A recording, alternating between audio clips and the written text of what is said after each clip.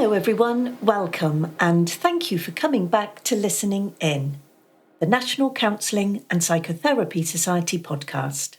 In this series, we want to give you the opportunity to listen in to some of the conversations that we are lucky enough to have every day. That is, with a variety of people and organisations all working in the field of mental health and well-being. Today, it gives me much pleasure to welcome Kat Nicholls, who is the Brand and Integrity Manager at Happiful. She's also a podcast host in her own right and a volunteer with Beat Eating Disorders. Drawing on her own mental health journey, Kat is dedicated to helping people find the right support when they need it, as well as supporting professionals reach those who need them. In our conversation, Kat generously shares her experience and expertise on how to promote yourself, your work, and your business, none of which are exactly the same thing, but of course are all so interconnected. There's such a fine balance that therapists need to be mindful of when promoting themselves that so many other business people don't. And so in our conversation, Kat and I discuss this. How does a counsellor create an online profile, find their ideal client, and create meaningful content that connects while remaining both ethically sound and yet still sounding personally authentic?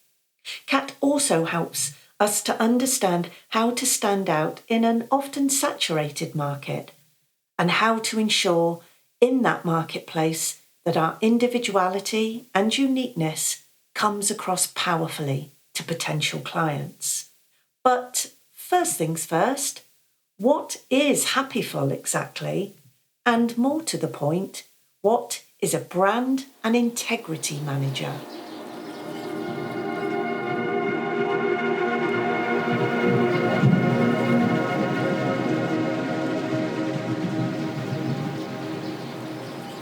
I've got to get this right. Brand and integrity manager? Yes. For Happiful magazine. So, well, it's just Happiful, so it's not the magazine. It's... I see. The Happiful brand, as it were. Yeah. So just start off by telling us a bit about that, Kat. What that Happiful in all senses is, and specifically what your role within that is. Yeah, absolutely. So Happiful is kind of the umbrella term or the name for the whole company. And that was started back in 2005 when two sisters were really struggling to find the mental health support that they needed. They only really had two options back then, which was to go to their GP or to grab a phone book and go look through there and find a name and a number. But they realised they really wanted to find a way of getting to know people a bit more before working with them in that capacity. And they just decided there must be a better way. And in 2005, websites were becoming more and more prominent, and they realised, wait, we could create a website that had listings of professional counsellors and therapists. So they created that in, I think, the summer, July of 2005, the first directory, counselling directory. And then just over the years, they've really realised how many other aspects of health and well-being can benefit from that kind of a directory where you can really learn more about a professional before you start working with them. So they created hypnotherapy directory, life coach directory, nutritionist resource, and therapy directory, which is more holistic therapies and complementary things like that. And then in 2017, they wanted to bring all of these directories under one roof, essentially, and came up with the brand name Happiful. Ah, I see.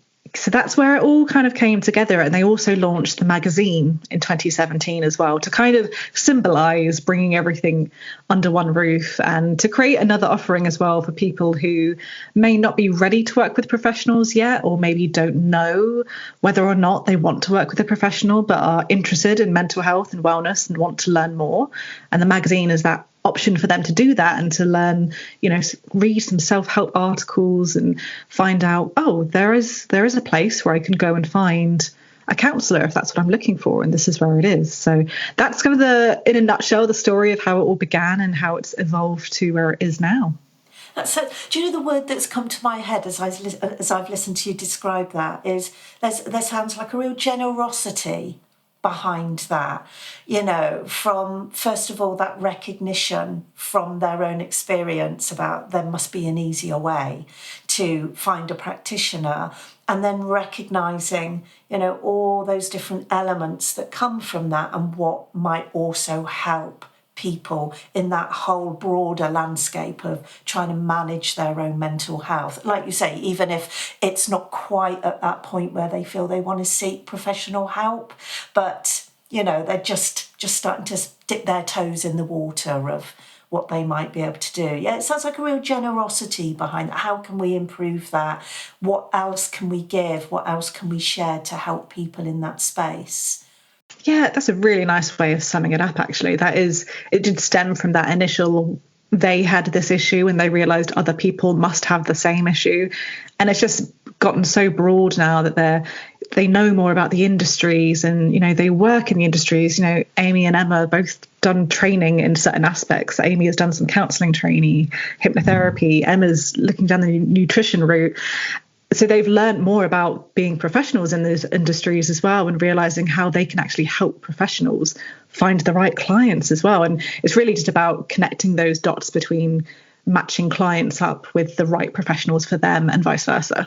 Yeah, absolutely, and you're right. I should have included in that also. It's not just for the people seeking their help. There's that generous platform there to help people that are there to offer that support too. Of which I remember back in the day when I was in full-time practice, and the Counselling Directory was the very first platform that I once I'd sort of slightly discovered the digital world. I mean, I come from back in the day, like you say, when it was the yellow pages, or cards dotted around your local town, or interviews in your local newspaper, and that was advertising. And it's crazy to think of that now, isn't it? Now we're here with social media and LinkedIn and websites and everything, and podcasts and everything that goes with it.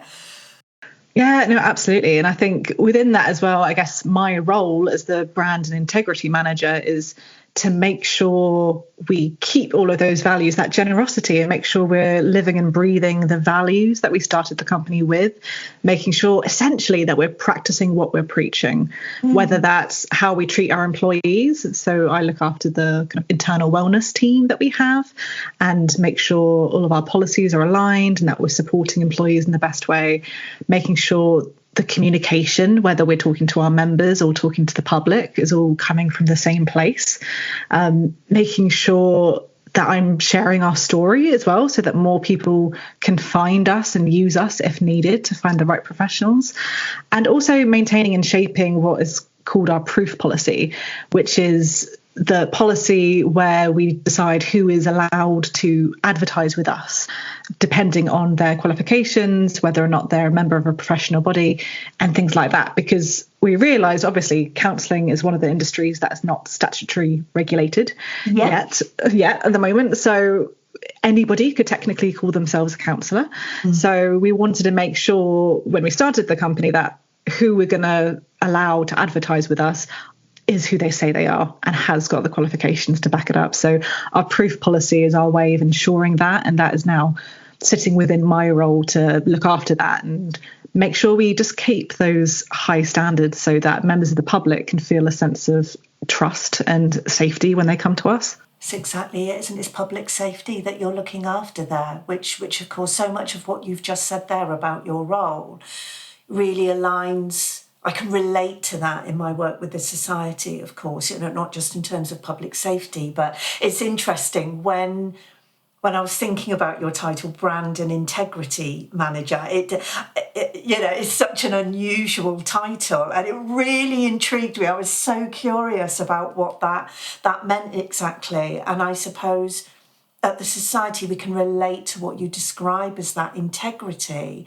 by how we always are very keen and very conscious for every single one of our staff members to understand that at the heart of everything we do, every conversation we have, every meeting we have, everything we write and all our output and everything we do holds key to our core values and ethos too. That was pretty much the first thing that I was taught when I came on board, all about that and how that needs to hold really fast, be really central to everything we do. So now I understand that's what your integrity is.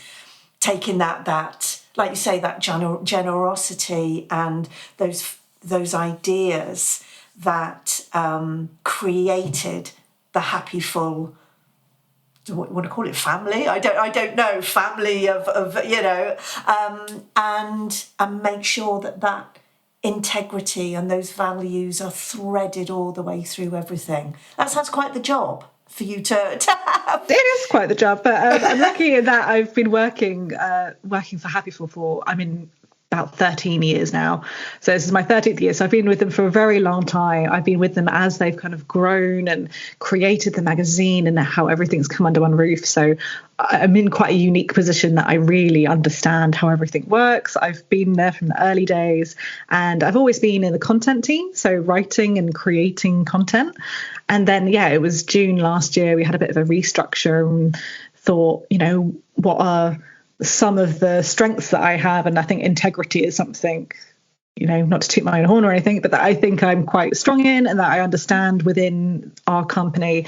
And they were just like, okay, let's make this, let's make this actually a job for you and find out what fits within it. So I've only actually been doing it for about 6 or 7 months now. So I'm still in the early days, but it's such an integral job role that I think it's nice to really formalize it and have it as something that we do day to day. Yeah, that sounds so important, and toot your own horn as much as you like. It's lovely to know that those skills and qualities that you have are something that you can fully embody in your work. I think that's something really and lovely that's been recognised as well by your colleagues. So do you mind, Kat, is it okay if we just look, I usually do this with most of the guests that we speak to, just look back to, so for you, before Happiful, what if anything brought you into this line of work? What attracted you to doing this job that you're in now, but obviously when you first started out with Happiful? Were there any particular reasons for that? Yeah, absolutely. I'd always wanted to write. That was my passion. I was always interested in writing. I studied media writing at university. I came away from that, and back then I was into music and fashion journalism, and I really wanted to be in that world. But then I got into that world. I got into working for a fashion website in London. I thought it was the dream, it was the dream come true, but I got there and just realized it wasn't what I was passionate about. I loved fashion. I loved getting dressed in the morning and making fun outfits, but it just didn't light me up. And I think I realized I needed something more. And then when I was searching for other jobs, Happiful came up. And I recognized, my past. I've struggled with my mental health in the past. I had an eating disorder in my teen years and had done a lot of work through my recovery. And I'd never thought about mental health writing, in all honesty, before then. But then when this job came up, I was like, wait a minute, that is definitely something I can write about. And luckily got the job interview and it all worked out, and the rest is history. But it did take me a while to recognize that is an area I was interested in. And then the more I've worked for the company, the more I've learned about the industry. And it's just been a bit of a calling for me, I think. And it's definitely the industry I want to stay in. That's so lovely that you were able to almost accidentally, find that out about yourself, it sounds like. Definitely. I'm not sure if I hadn't seen that job ad, if I would have gone into that area. I was looking, again, for more fashion work and even, I was dipping my toe into the wellness space a little bit. I was thinking about that, but then this came up and it was just perfect. Well, I never.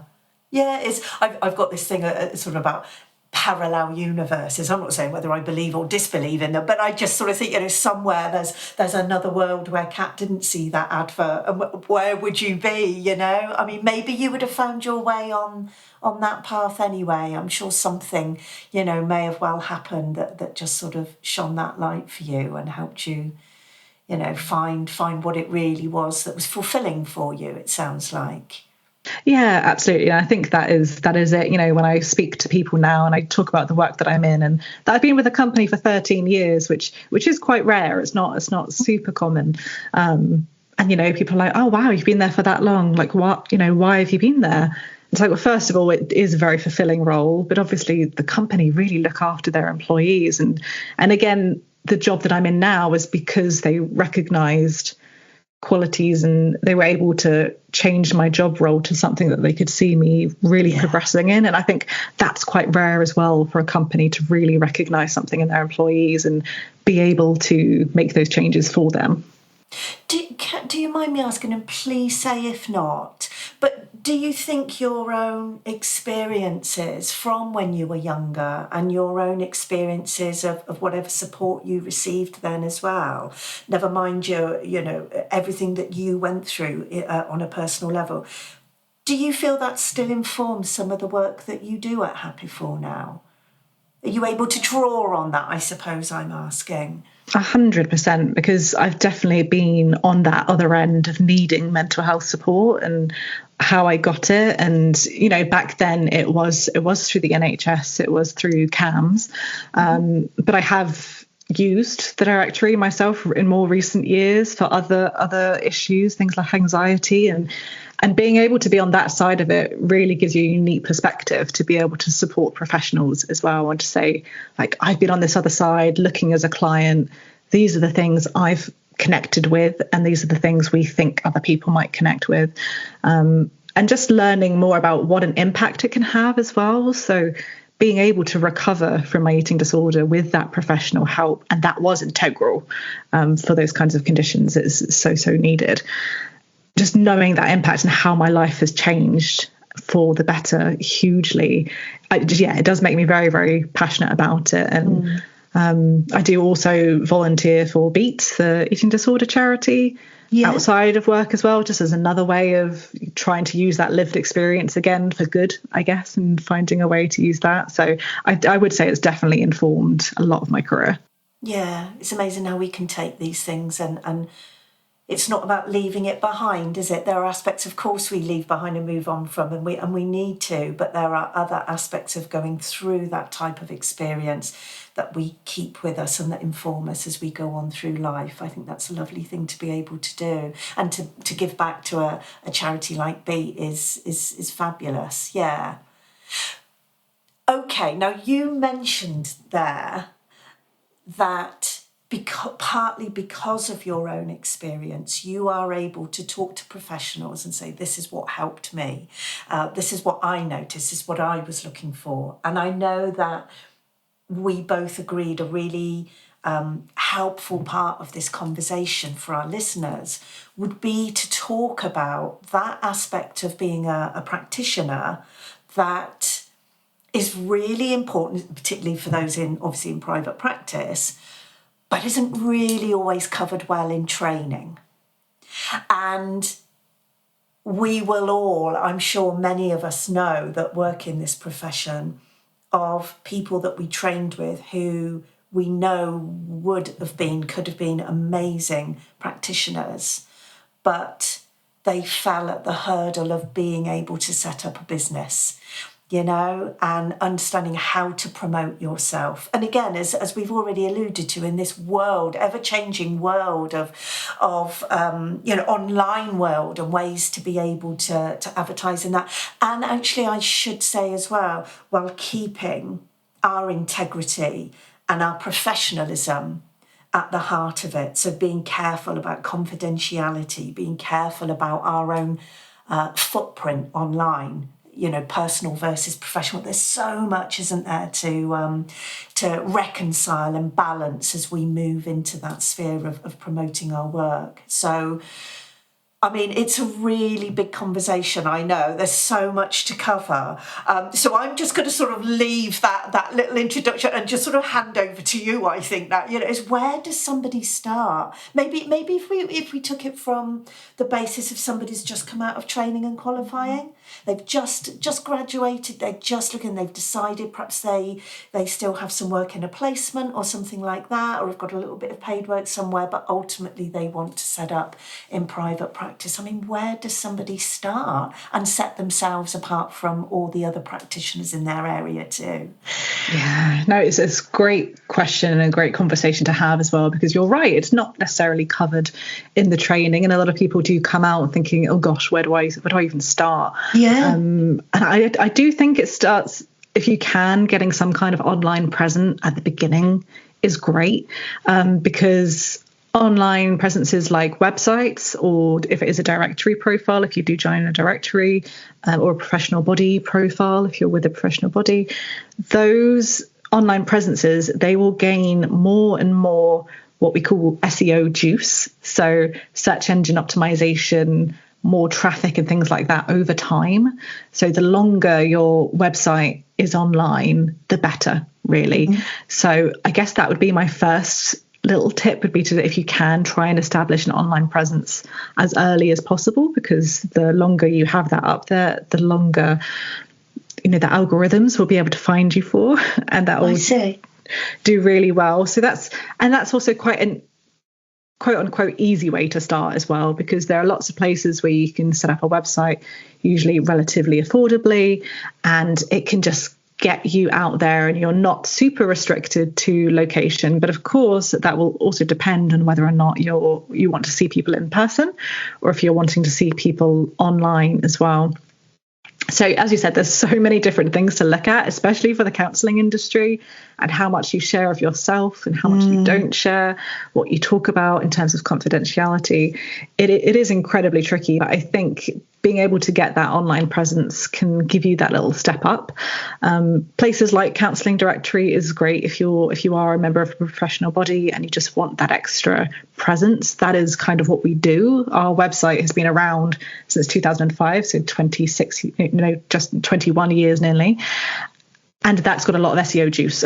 So if your website is brand new and the algorithms haven't found it just yet, setting yourself up somewhere established that's been around for 20 plus years is going to really benefit you. Oh, that's a good point. Yeah, absolutely. I really understand that. So somebody's sat there and they're thinking, I can set up Facebook profiles and LinkedIn and I can build a website, etc. But actually what you're saying is, if you're looking for something that's already well established that you can put your profile on, then that's going to gain the traction, because there's already that group of users that go to something like Counselling or Hypnotherapy Directory, for example. Yeah, exactly that. It's almost like you're piggybacking off of their establishment. Yeah, I hadn't thought of it like that at all. You can tell how old I am. And just out of interest, you mentioned SEO, so search engine optimization. I know that changes, they're always changing the parameters for that, aren't they? And again, for somebody that doesn't necessarily have that understanding of all of that stuff and how it keeps changing, that can be quite a lot to try and work out. Obviously, you can pay somebody to do that for you, but if we come back to your original point of getting that little footprint online as quickly as possible, do you know whether it's about having something weighty? I don't know how else to describe it. So something very meaningful with your name attached to it. Or is there a difference between having just lots of mentions in lots of different places? So I'm thinking the difference between somebody that may update their Facebook page regularly with content about their work or sharing articles or whatever, or having a Facebook page they don't update much, a profile on Counselling Directory, not quite a website yet. They might have set up a little LinkedIn profile. Is there a difference between lots of, I suppose I'm talking like lots of little fingerprints versus one big, go-to footprint? Is there a difference in those two things? That is a really good question. I think in terms of SEO, as you said, the parameters change all the time. The rules change all the time. And for some counsellors, they find that interesting and they want to learn more about it and they want to get involved in that. But if you don't, I think my really, really back to basics with it is try to think about what a potential client might be searching for in a search engine. Okay. What kind of questions might they be asking? So it could be, do I need a relationship coach?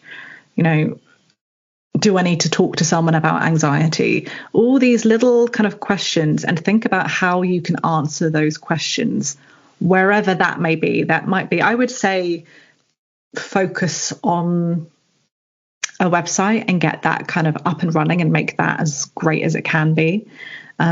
Creating content that answers those questions. Make sure you're revealing what the process is going to be, so somebody coming across it understands. And then you can get those little fingerprints out, but all coming back to that main website. So have a home, and then dot your fingerprints around it.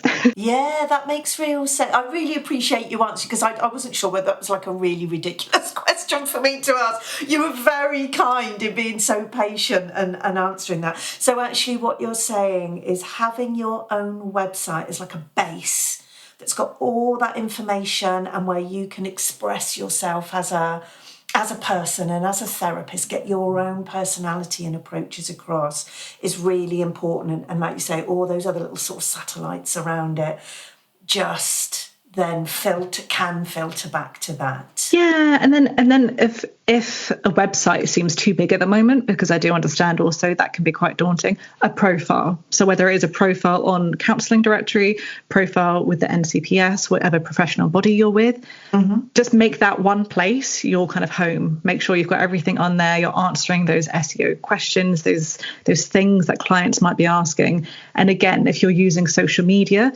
link back to your profile. Make sure people always come back to there to find out more about you. So just to say, for those who don't want to set up a website immediately, because I do know some counsellors who don't have websites and are still, work very, well, are very successful in what they do. But for them, it's just all about having that one home space, wherever that is for you. Yeah, I understand. And can you give us, Kat, any more insight into what it is that we know the public are looking for? I remember back in the day, it was a long time ago, I think I was probably one of the sort of first people to go on Counselling and Hypnotherapy Directory back in the day. And I remember when they started doing those things where you had the pie chart, and it was where people were coming from that were looking at your profile, so in geographical sense, and also sort of like the most popular search terms. Whether that was relationships, depression, anxiety, and then the next month that might have all sort of slightly chopped around a bit. And I always found that really, really interesting and helpful. Now, I appreciate that was a long time ago. Things may be a bit different in terms of those insights now. But do you have any sense that, when somebody is seeking help, and we always need to remember they're feeling vulnerable, potentially, they may well not know what they're looking for. All they know is that they're feeling pretty dreadful, and they go to Google or other search engines are available and tap something in. Do we know what it is that they're mostly writing, what they're asking in that search? Yeah, absolutely. So we do still have those insights in our area as well. So we probably added more since then. I'm sure there's quite a lot in there. And I think what we notice is that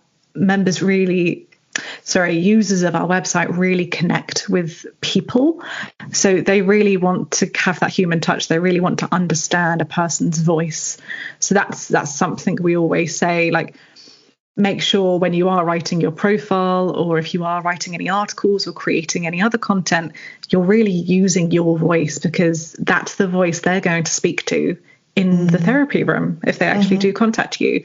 So finding out what it is you're really passionate about and really focusing in on that, making sure you're talking about the areas of expertise you have.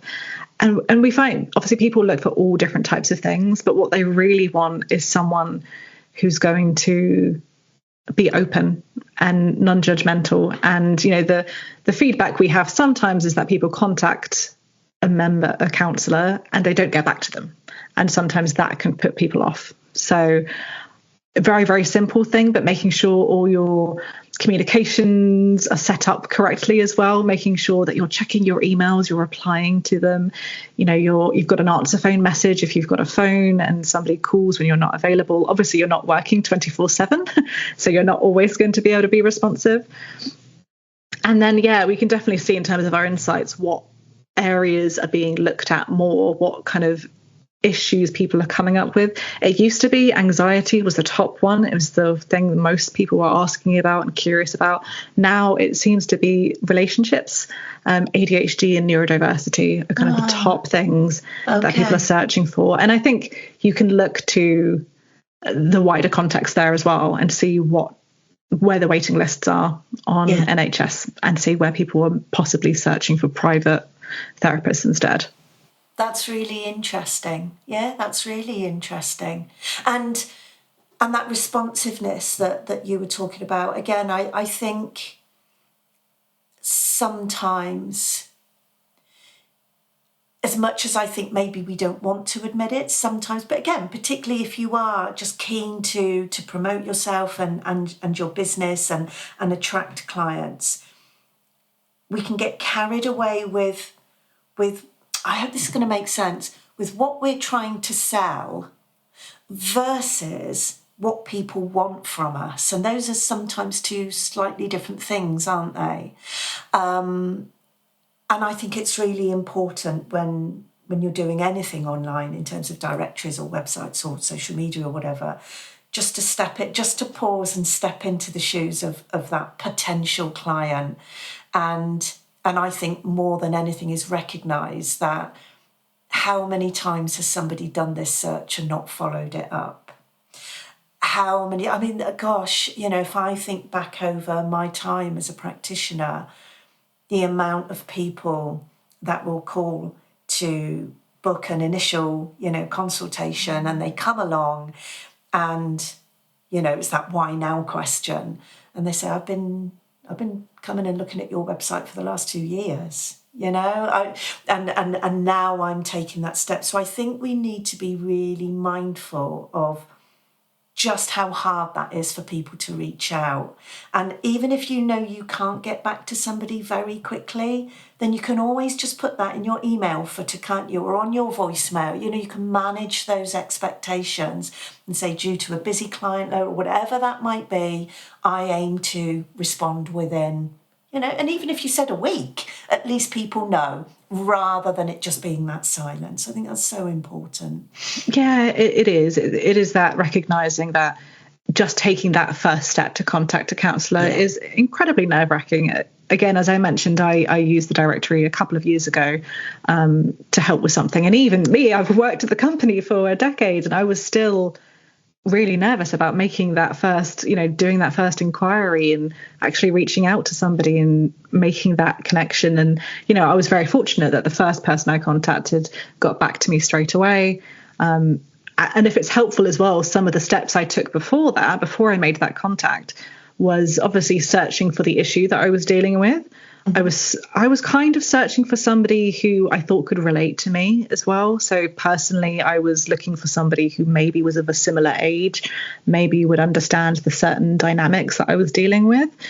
I looked on their social media profiles because I was interested to see, who are they outside of the counselling work that they've discussed in their profile, which is why social media can be a really positive thing to have for a counsellor, just because it just shows a bit more of who you are. And I found that helpful to understand, I wanted to know, do my values kind of align with this person that I'm going to be talking to? And that was one way I was able to do it. And then, of course, it was making that contact and having that initial phone call, making sure I felt a rapport on the phone call, and then feeling confident and taking it forward and understanding what the process was going to look like as well.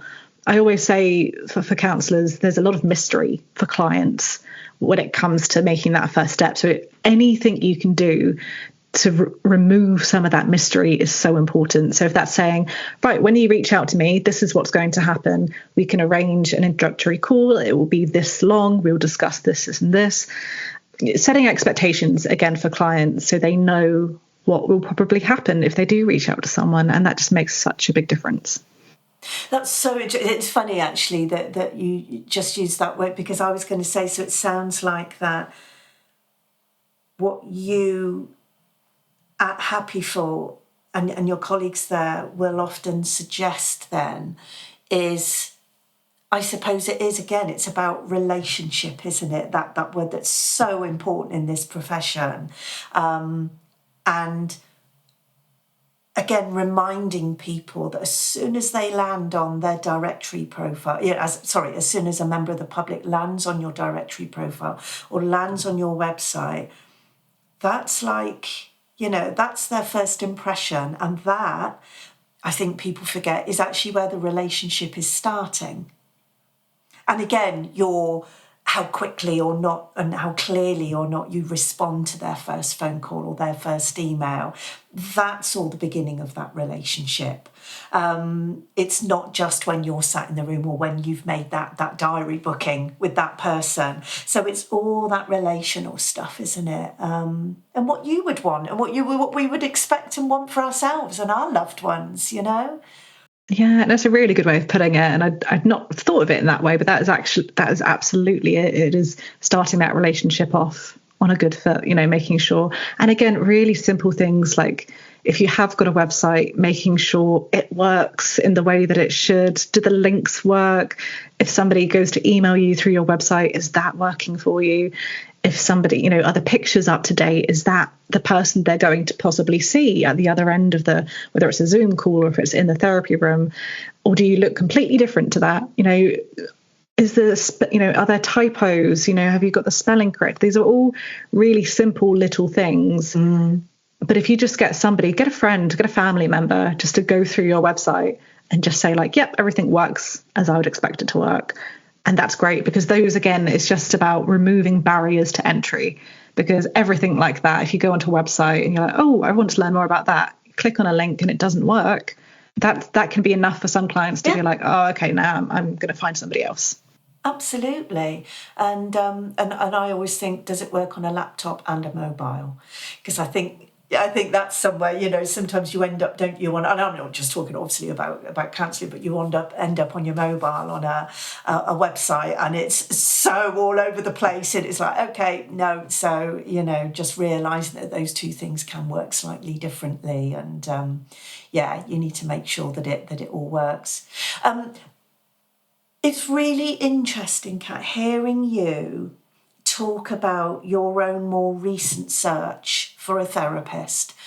And again, it was such a clear reminder of, again, the speed and the availability of us to find something out online. So again, it's not just, for anybody that remembers flicking through the days of the yellow pages or whatever, finding it and reading it and then you call them or whatever, that actually, within seconds, you can have looked at their directory profile, followed through to their website, got a sense of their name, seen what they look like, so then tap it in again and find. It's really interesting. You said, I looked at their social media. I searched that out. So again, that prospective clients aren't just landing on one place to look at who you are and what you're doing, but they're then doing potentially lots of searches and finding you everywhere in that, which I suppose takes us back to what we were saying earlier about, having one big home base and then lots of little other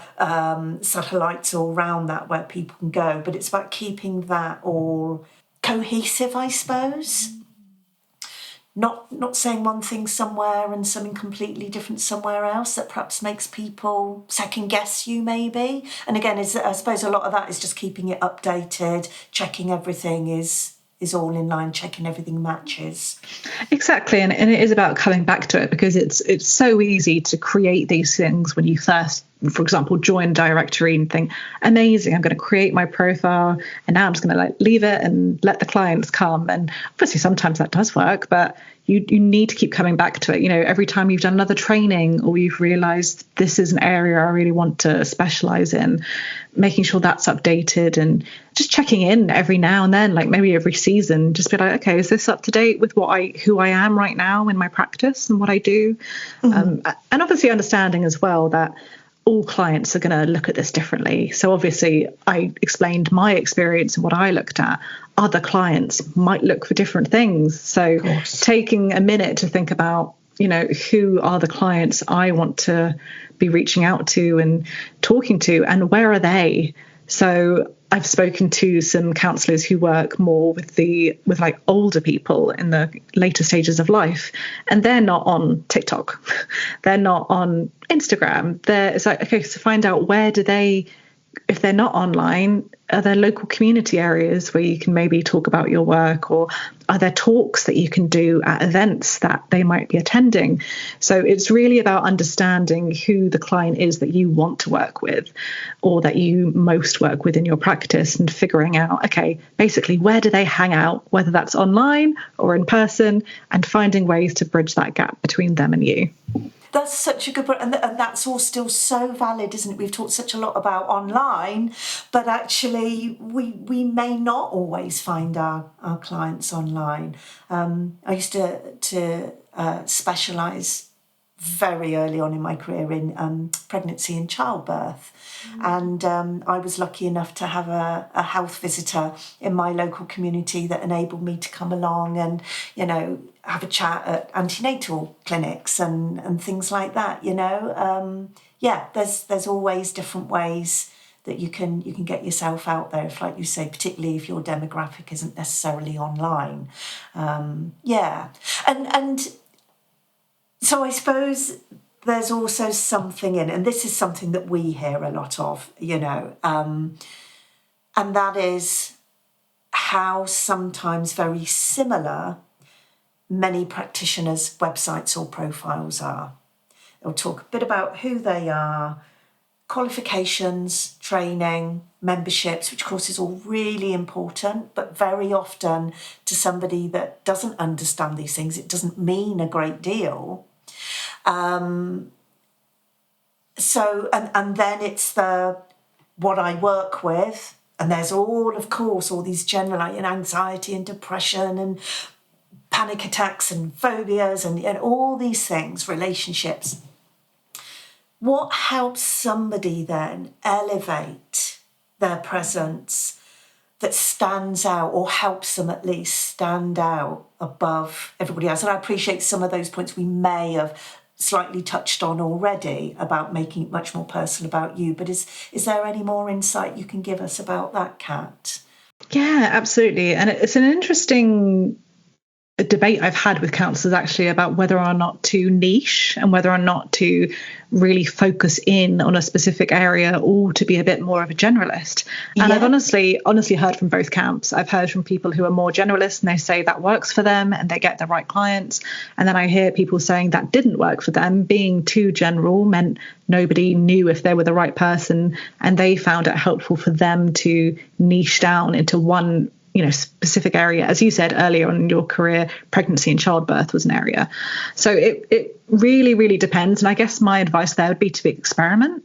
If you're finding the generalist approach isn't working, maybe try niching down. You can always go back. That's the great thing about being able to update your spaces online, as you can change when you need to.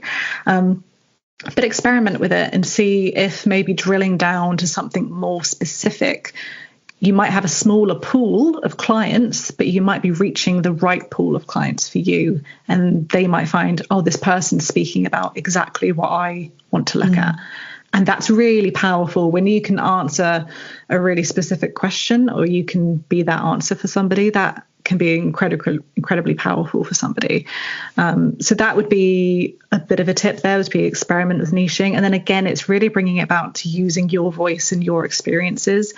There are lots and lots of different practitioners out there, a lot who probably work in the same field as you, but none will have your lived experience of the clients you've worked with, the life you've led, and what's brought you to the profession. And again, I'd be interested to ask you actually about this, but I know there's a bit of debate about how much of yourself to share. I was literally just going to say the same to you. Yeah. So, and again, I've heard mixed theories on that. So that really will depend on your training, I imagine. I honestly think, yes, training and approach, I suppose. So somebody that practices in CBT may be very different to somebody that's a psychodynamic counsellor or psychoanalyst. And of course, everything in between. I have a sense that practitioners are perhaps more likely now to give a little bit of themselves. You're so right. You know, it's very much debated. I suppose you're just always finding that line, aren't you, of it's one thing saying this has brought me here, these are my experiences that have brought me here perhaps, versus this is what I'm going through now, of course, you know. And I know that may sound a really silly thing to say, but again, we know sometimes that sort of thing goes on. It's never about overshadowing your client. And actually, personally, I sort of think it's never about going, oh my goodness, me too.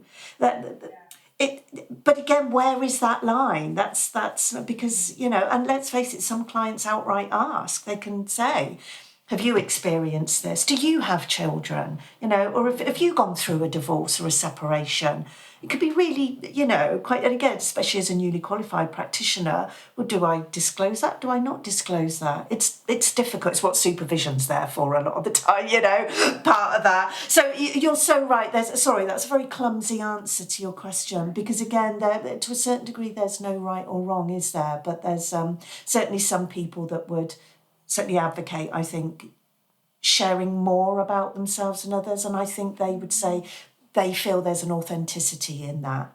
Whereas, of course, I'm sure other people would say, well, actually, that's a bit too much of yourself. But It's really about finding what feels right for you. Yeah, I think so. Comfortable with, because if you don't feel comfortable disclosing certain things, absolutely don't, because your safety and, you know, your well-being matters just as much as well. So yeah, and you don't know sometimes what may feel, you know, we all know about ruptures that can happen in a therapeutic relationship, and of course in an ideal world they you know, you work through those and you come to a positive conclusion towards the end of your work with somebody. But actually, if the worst happened and there's a rupture and then somebody has gone off and left that and has a great deal of information about you also, what are they then going to do with that information about you?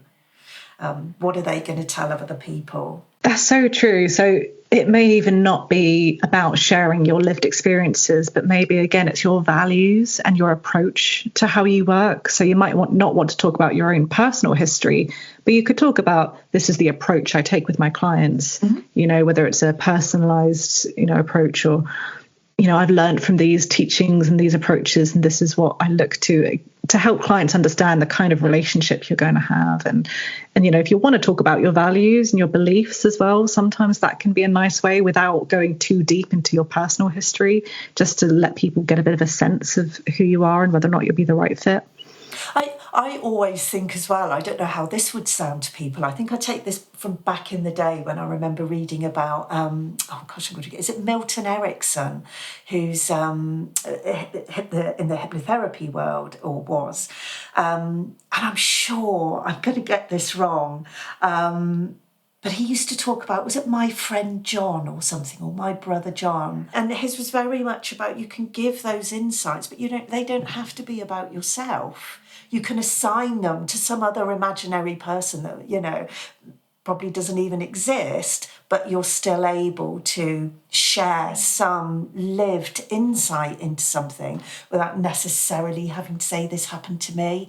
You know, it could be, I used to know somebody, or a relative, or an old friend of mine, and yet you could still share your story through that, and maybe that keeps it a little bit safer and a bit cleaner, I don't know. But again, there's, you know, it's all down to preference, isn't it? It is, and there are so many just different ways. I think that the important takeaway really is that a client wants to wants to know a little bit about who you are and how the relationship is going to be before they reach out. So however you can find your ways of doing that, it just helps, again, take away that mystery and helps people understand this is who I'm going to be speaking to. And don't have any surprises. Don't come to the therapy room and then completely taken aback by the approach, because they've read a bit more or understand a bit more about what you do. Just out of interest, you've just also made me think. So sometimes I suppose it's also, isn't it? It's not necessarily what you say, but the way you're saying it. So it is the language you're using, the vocabulary you choose, the tone you're using. Is it really friendly and quite casual, or do you choose to go, really very professional? And again, everything. Is there something to be said for that as well, I suppose, in getting who you are across? Absolutely. And I think it's incredibly important to talk about this now in an age of AI as well. And people may be turning to AI to create content, which can absolutely have its pros. It can be a great way of fine tuning things or spell checking, or a tool to give you some ideas for things. But when you use something like an AI voice to create your content, whether that's a written article, a social media post, or a profile listing, something like that, it then takes away from your voice, because it's this quite generic, it might talk about things in very jargony ways. And again, my tip is always to speak in your own voice and actually try speaking it aloud. So try reading through your profile out loud. Does it flow? Does it sound like the way you would talk to a client? Again, there will be a sense of professionalism then, because you're not chatting to your mate. You are speaking to a potential client. And how is that coming across? And are you using terms that they're going to understand, or are you using really complex words that they might not have a clue what they mean? And yeah, so that's definitely one of my tips, is to use your own voice. If AI helps you kind of with some of that, definitely feel free to do that. But then read it out loud, speak it out loud to make sure it sounds like you and it flows. Yeah, make sure it feels like how you would say it. And I know we're fast running out of time, so I'm really sorry to throw this one right in at the end at you, but I'm really conscious we've talked a lot about, I don't know, there's probably a proper word for this that I don't know, but sort of the static versions, or, i.e. profiles, a photo, a summary of who you are, a list of the things you do and your training that we would have on a website or whatever. But what about something more active, like videos, online videos, YouTube? Again, you mentioned TikTok earlier. Where does that sit within this, Kat? Sorry to ask you this, right? Because again, I appreciate it's probably a really big topic, but... No, I'm glad you've mentioned it, actually. It's definitely one of the things I was thinking to mention, because as I said earlier, creating content is a way of taking away some of the mystery of who you are and how you work. And written work can do that amazingly, but audio, whether it's through a podcast, being a guest on podcasts, or creating your own, and video content, it takes that mystery away even more. People can see how you speak, they can hear your voice, and that means they can literally visualize themselves in a therapy room with you, because they've seen how you speak. They've seen how you converse with somebody in a certain setting, and that just takes away that mystery. So I do think I totally respect and understand that not everyone will want to go down that route. It's not for everybody, and that's absolutely fine. You don't have to do it to have a successful counselling practice at all. But for some people, it can just add an extra dimension to who they are and take away a little bit more of that mystery for the client, so they can connect even deeper. Oh, that's really helpful. And I love the way that you understand, it isn't always for everybody. And I think it's always really reassuring to remind people that just because the world makes you feel you need to be, dropping little clips on TikTok, or, having an Instagram account with beautiful pictures or whatever, that again, if that isn't who you are, you don't have to do that. Just find, like you said earlier, find out, what you can do and do well, and how you can reach those people. It doesn't always have to be in those ways. That's really helpful, and I'm sure really reassuring for people, especially those that aren't so tech-minded, a bit like my good self. So Exactly. Kat, thank you so much. Is there anything else or anywhere you can signpost people to just before we finish? Obviously, I can put some links in the show notes, but anything that comes to mind, or just point them towards Happiful and let them run riot. I was going to say the best place probably is if you go to happiful.com. We've got all of our articles on there, more about the magazine as well, if that's of interest. And yeah, all of our different directories. The ones that your listeners will probably be most interested in is Counselling directory and Hypnotherapy directory as well, maybe. But yeah, I would say head there and just, it's an amazing platform that's trying to do so much good, and I've only scratched the surface of what we do here, but hopefully it's been an interesting listen.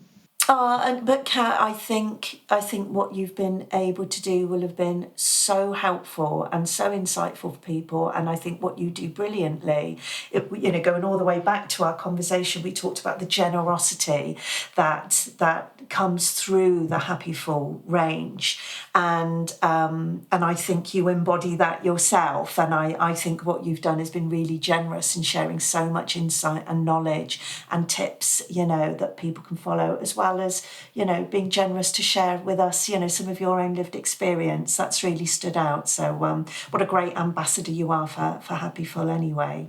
Oh, thank you. That's very kind. Oh, you're so welcome. Thank you for joining us.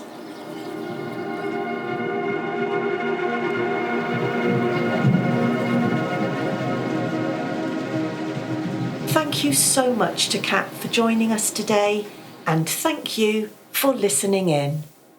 This podcast is brought to you by the National Counselling and Psychotherapy Society, a professional home for counsellors, psychotherapists, and over 120 wellbeing organisations across the UK. Autonomy, diversity, creativity, and community are at the heart of what we do. We're creating a positive space for conversations with people who share common beliefs and goals, because together, our voice is louder. If you would like to know more about the NCPS, please visit www.ncps.com for more information. And please remember to follow and subscribe to this podcast so you're always part of the conversation.